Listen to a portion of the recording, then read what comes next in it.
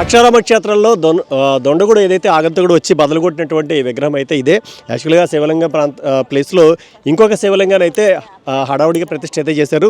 మీరు చూసుకుంటే కనుక ఈ శివలింగానికి సంబంధించినటువంటి పానపట్టాన్ని కూడా రెండుగా విడగొట్టాడు అతను, పలుగు బార తీసుకుని వచ్చి. ఆ తర్వాత ఈ విగ్రహాన్ని 3 ముక్కల కింద చేసి ఒక ముక్కని కోనేరులో పాడేశాడు, ఇంకొక 2 ముక్కల్ని ఇక్కడ వదిలేశారట. సో తెల్లవారుజామున డ్యూటీలో ఉన్నటువంటి వాచ్మెన్ వచ్చి దాన్ని అయితే గమనించాడు. హుటహుటిన ఇక్కడ ఉన్నటువంటి ఆలయ అధికారులకి అలాగే ఈవోకి దృష్టికి అయితే తీసుకెళ్లారు. ఈ లోపల తెల్లవారుజామునే పూజ చేసుకోవడానికి వచ్చినటువంటి అయ్యప్ప స్వామి భక్తులు ఈ యొక్క సంఘటన చూసి వాళ్ళైతే ఆశ్చర్యానికి గురయ్యారు. అంతే కనుక ఎంతో ఆవేదనతో వాళ్ళు వీడియోలు తీసి సోషల్ మీడియా మాధ్యమాల్లో అయితే పెట్టడం జరిగింది. దాంతో ఈ యొక్క వార్త మొత్తం 2 తెలుగు రాష్ట్రాల దావానల్లో అయితే వ్యాపించింది. దాంతో అధికారులు అయితే వచ్చి బదలగొట్టబడినటువంటి శివలింగం ఏదైతే ఉందో ఆ స్థానంలో కొత్త శివలింగాన్ని వెంటనే వాళ్ళైతే ప్రతిష్ఠ అయితే చేశారు. ఎందుకు ప్రతిష్ఠ చేశారని అడిగిన దానికి వాళ్ళు ఇచ్చినటువంటి సమాధానం ఏంటంటే, ఇది యాక్చువల్గా దీన్ని ఏంటంటే కపాలేశ్వర స్వామి యొక్క తీర్థం అని అయితే వీళ్ళైతే చెప్తూ ఉంటారు. సో ఇక్కడ బొసానగిరి దగ్గరలో ఉన్నాడు కాబట్టి శివుడు, ఇక్కడ ఉన్నటువంటి ఎవరైతే దాన కార్యక్రమాలు అయితే చేసుకుంటారో ఆ శ్మశానంలో ఉన్నటువంటి వాళ్ళకి మోక్షాన్ని ఇచ్చేటటువంటి ప్రదాతగా అయితే